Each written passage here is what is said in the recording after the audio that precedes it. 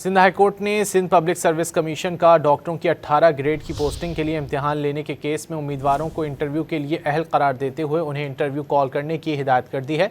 मज़ीद जानेंगे don news के नुमाइंदे शफी बलोच से। शफी, क्या तफसीलात हैं? जी, सिंध पब्लिक सर्विस कमीशन डॉक्टरों के 18 ग्रेड की पोस्टिंग के लिए जो इम्तिहान लेने से मुतल्लिक़ दरख्वास्त की समाअत हुई। इससे कबल जो है वो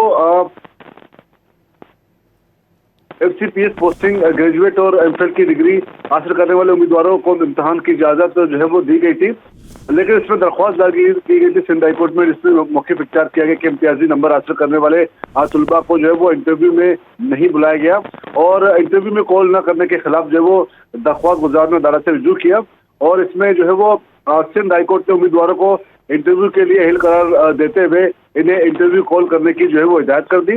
अदालत ने HEC के जवाब पर जो है वो दरख्वास्त निपटा दी है, जबकि HEC ने जो है वो करार दिया है कि तमाम उम्मीदवार इंटरव्यू के लिए अहल है और तलबा का डिप्लोमा मुकम्मल है और ये मास्टर की डिग्री हासिल करने के जो है वो अहल है।